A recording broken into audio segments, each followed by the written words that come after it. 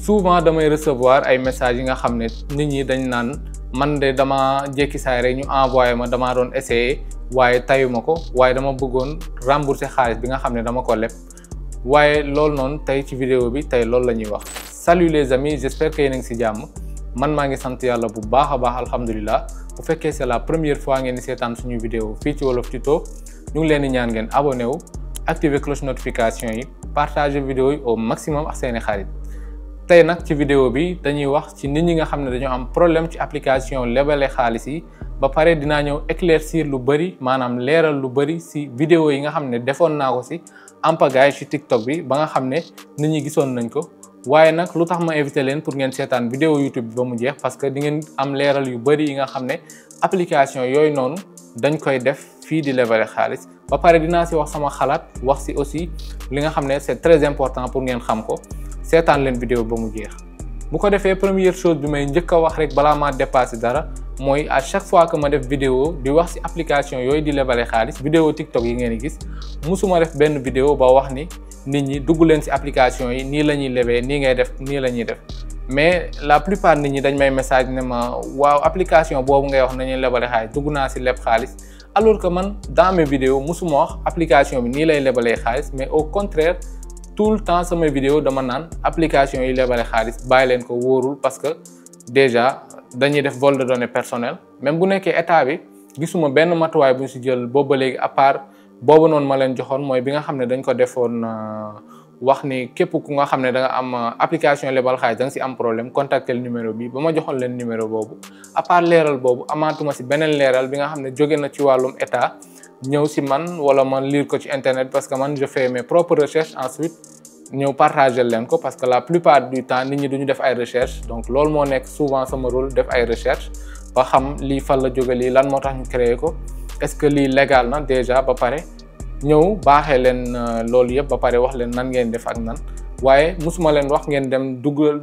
leb xaalis ci application yooyu parce que d'ailleurs benn donnée personnelle wóoru ci déjà boo installé application yooyu dañ lay wax ni nga autoriser say contacts déjà maanaam numéro yi installé wu sa téléphone yi enregistré wu sa téléphone nga autoriser aussi say photo maanaam photo yi nekk sa téléphone autoriser sa géolocalisation maanaam fi nga nekk à l'instant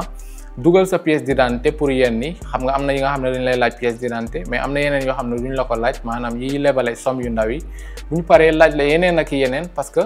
man am naa ci expérience yi nga xam ne nit ñi partagé nañ ma ko maanaam ñoom dañuy ñëw waxtaan ak man ne ma man de nii laa def ma leen di laaj ay questions comme si c'était enquêteur laa nag des fois naan leen lan nga def lan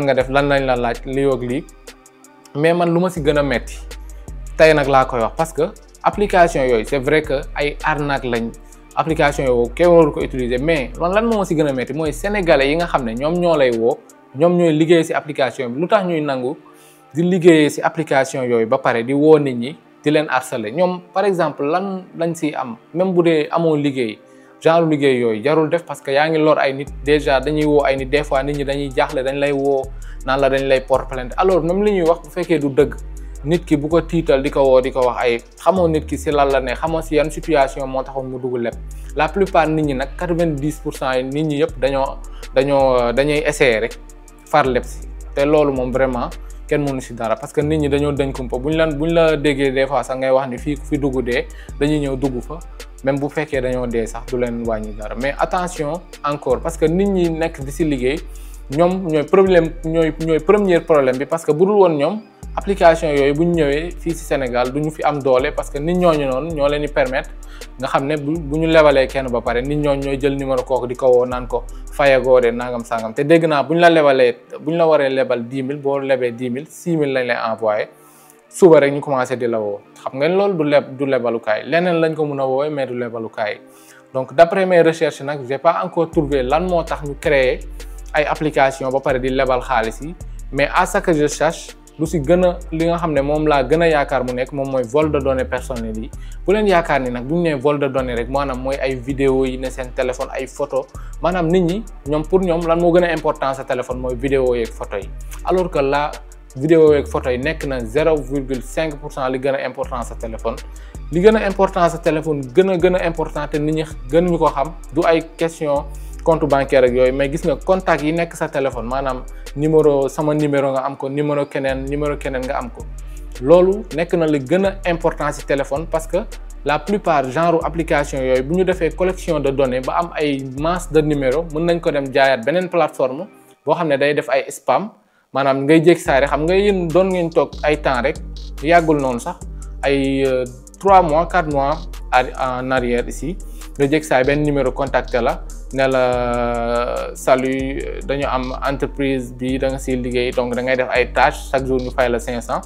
première fois ñu bëri fañ lañ leen 500 boo demee ba si yàgg ñu ne la foog nga investir genre yooyu ñooñu fan lañ jëlee sa numéro est-ce que loolu mos ngeen ko xalaat parce que loolu du man kese la dal du yeneen kese la dal mais ñu bëri contacté nañ leen ñu bëri te numéro yi doo xam sax fan la jógee fan lañ jëlee sa numéro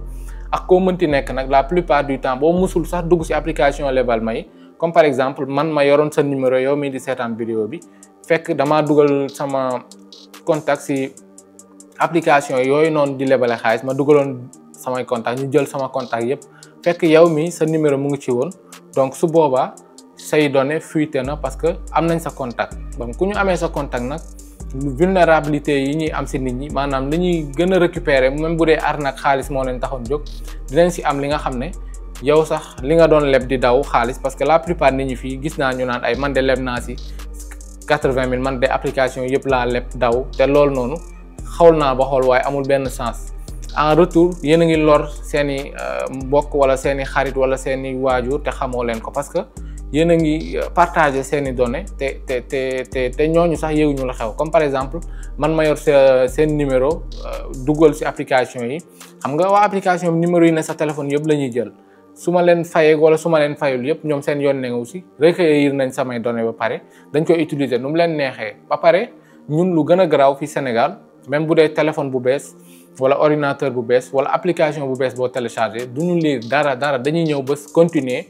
passé loolu rek la ñuy bës du ñu sax lire yéen rek wax leen ma bu fekkee wax ma ci commentaire bu fekkee est-ce que mës nga télécharger benn application ba lire ko bu fekkee ban application la wax ma ko ci commentaire yi bu fekkee am na parce que la plupart nit ñi dañuy ñëw télécharger application même bu dee WhatsApp mosuñoo lire confidentialité WhatsApp yi maanaam condition générale yeeg yooyu noonu mosuñu see lire dara xamuñu WhatsApp ndax day exploiter sa données xamuñu ne sa données yow kese yaa koy des xamuñu ne sa données WhatsApp mën nañ ko lire ak yooyu bu dul nit moo def vidéo toog di leen wax ñoom du ñu def seen recherche parce que ñun même man mii di leen wax ni nit ñi tàmmuñu la plupart di def ay recherche parce que man auparavant noonu laa doon def dama doon ñëw di bës ay suivant di bës ay ok di dem te du ma xam sax lan lañ ma laaj des fois sax mën nañ ma wax bësal fii boo bësee fii da ngay dee sax ma bës ko te du ma si xam donc c'est vraiment dommage te dee leen chaque jour dee leen jël si temps dañ jël seen temps bu fekkee ñu jàngul garaawul parce que ñooñu c'est normal dañuy ñëw di bës wala ñu jox ko leen xoolal mais souvent yenn application yi wala yenn site yi ngeen di dugg jël leen seen temps ngeen lire bu baax a baax mais bu leen mel ni comme si c'était jàngoo leen wala li ñu leen bindal amul njëriñ du ngeen gis ñu bindal leen ko rek avant ngeen di dugg si benn site wala benn application xam leen ni am na njëriñ te loolu noonu da lay permettre nga gën a yokk sa xam-xam gën a permettre nga xam ne keneen bu doon def loolu di nga ne ko application bii de boo si dugg dañuy am accès si say données wala application bii de boo si dugg nangam wala sàngam di nga mën a wax maanaam li nga xam ne jëriñ na nit kooku alors que bu fekkee xamoo si dara moom da ngay ñëw mel ni man rek ñëw bës ok bës suivant léegi nag après dem léegi nag yow doo xam sax lan moo xew léegi nga jékki saay gis ay yeneen problème si sa téléphone doo xam lan moo ko indi fekk yow yaa autorisé woon application yooyu accès si say données accès si sa caméra et cetera te loolu c'est très dangereux moo tax toujours de leen jël seen temps de lire donc nit ñooñu nag di leen contacter souvent di leen wax naan ay boo fayul police dina la jël si suba loolu yëpp ñuy wax musuma gis kuñ si jël si personnellement parce que nit ñi yàgg nañ ma contacter naan lan laay def lan mooy solution bi première solution bi ma leen njëkk a jox moom mooy bu leen utiliser benn application di leb xaalis ku bëgg a leb xaalis na dem si sa benn proche sa benn xarit leb ko xaalis bu la lebalul nga dem si fekkee am nga compte bancaire nga dem leb foofu mais bu leen mës a utiliser application si internet bi naan da ngeen di leb xaalis c'est pas parce que da ngeen di jël xaalis boobu daw ak moom parce que am na ñoo xam ne ñoom loolu du dara si ñoom jël xaalisu application yi daw ak ñoom loolu dara si ñoom te vraiment loolu baaxul amul sens ça n'a aucun sens parce que xaalis boobu noonu boo dawee ak moom ça veut dire que déjà li nga siy def amul benn njëriñ yaakaaruma li nga si def loo xam ne dina la jëriñ ëllëg ba nga gis ko parce que la plupart ñi loolu sàcc la sax déjà boo doon fekkee da nga jël xaalisu jàmbur te delloowoo ko donc loolu noonu su boobaa yow ça veut dire que sàcc nga ko te su boobaa presque li nga sàcc du la jëriñ dara. Je vous dis pas que yenn affaires yi aussi yéenay xool seen bopp ngeen def ko ngeen xool lii baax na ngeen def ko lee baax na ngeen def ko yenn affaires yi jarul tàmm parce que mën na la jural leneen lu gën a bëri dans le futur parce que dans le futur ngeen di xool lu ngeen xool li nga xam ne moom moo nekk seen bët rek nekk seen kanam mais xool leen lu gën a sori seen ginnaaw pour nga xam ne ëllëg dina seen comportement tey dina refléter si seen comportement ëllëg ngeen bañ dugg si yenn yi. Donc beneen bi si topp nag moom mooy solution bi si topp moom mooy comme bu fekkee da nga def erreur parce que am na ñi nga xam ne aussi contacté nañ ma wax ma ni ñoom lebuñu mais seen doom yi comme xam nga léegi nit ñi ak seen doom yi presque dañ leen jox téléphone te loolu c'est très dangereux xale yi dañuy bës rek di dugg te xale yi jàng nañ des fois dañuy bës dugg ba indil la ay problème nag yow nga wéetoog problème yi parce que yow yaay parent bi bépp problème bu xale bi def yow yaay assumer responsabilité yi xale bu defee benn problème ci sa téléphone woo police saaga ko sax parent bi la ñuy jàpp donc kenn du jàpp xale bi donc moo tax nag ñu bëri aussi seen doom yi ñoom ñooy jël seen téléphone leb ci xaalis bu ñu ci lebee xaalis après nag ñoom ñu am ay problème genre pour bëgg a delloowaat xaalis te duñ ko mun parce que xaalis bi moom boo xasee ba jël rek yow moom même boo ko doon delloo doo delloo li nga jot mais di nga delloo li nga jot plus mais doo delloo li nga jot kese donc moo tax nag genre problème yooyu bu la dalee buñ la woowee ne leen man lebuma ko sama doom moo ko leb donc bu fekkee da ngeen bëgg jëlaat xaalis bi mën ngeen ko jëlal seen bopp parce que yéen a ma ko envoyé yaakaar naa buñ leen koy envoyé dañ leen koy envoyé normal wala nga ne leen wa ilaa bu ngeen bëggee ma delloo leen ko ci même numéro bi ngeen koy kiiwee donc ñoom déjà buñ la waxee dañ lay porte plainte duñ la porte plainte dañ lay wax noonu rek lu ci dangereux daal mooy comme li ma leen wax rek données personnelles yi ñuy jël te données personnelles du ay photo ak ay vidéo moo ci gën a important photo yeeg vidéo yi presque du loo xam ne kii na daal c'est très puissant ci côté données personnelles par rapport ak ay données bancaires wala ay données contact gu nit donc comme li ma leen wax donc contact gu nit bokk na ci li nga gën a am importance parce que ñoom du contact yooyu ñuy recueillir am na leneen luñ koy doyee am nañ peut-être yeneen projets yi nga xam ne mën nañ ko ci def moo tax ñuy créer genre affaire yi te li ma leen di wax nii man déjà seetaan naa ay vidéo yi nga xam ne ñeneen influenceurs yoo xam ne du ay sénégalais wax ci application yi maanaam ñag yi ci seen dëkk souvent yenn affaires yi fa lay jiitoo balaa moo ñëw fii seetlu leen loolu bu baax par exemple ñag yi problème yi ñu am ñun day toog ay 2 mois muy doog a ñëw fii xool leen ay sëyib yooyu noonu ci ñag yi lay njëkkee doog a ñëw ci Sénégal wala ñu ñëwandoo des fois ñoom ñooy ñëwandoo ci dëkk yi même chose yi donc doo xam sax ñan ñoo ko créé application yi day jéeg saa da nga gis ko nii ci internet bi wala site internet d'investissement yi da ngay gis rek nga gis ko ci internet bi yàgg naa di alerter nag nit ñi ci genre yooyu mais du ma wax ni du ngeen dégg waaye yaakaar naa nit ñi aussi ñoo dañ kumpa moo leen di dugal ci lu bari mais def leen attention te xam leen ni internet bi monde bu yaatu la ba pare li ci ëpp léegi nii surtout léegi sax li ci ëpp du ci dëgg moo tax lépp looy dugg rek saytul bu baax te ngeen di lire ba pare ngeen di laajte même bu fekkee du ngeen def ci ay recherche ngeen di laaj nit ñi ngeen xam ak yooyu buñ ci xamul dara nag mun ngeen interroger ChatGPT Google ak yooyu noonu donc yaakaar naa dernière solution bi moom mooy loolu bu fekkee amoo loo leen fayee na nga bañ a lekk xaalis bi delloo leen ko waaye bu fekkee da nga lekk xaalis ba pare donc jéem ko gérer rek parce que ku dem ba leb moom xamal ne yaa créer sa bopp problème souvent jigéen ñi ñoo ci bari parce que jigéen ñi moom du ñu lire dañuy ñëw di dem rek jigéen ñi dañuy jàng ba bac ba ay niveau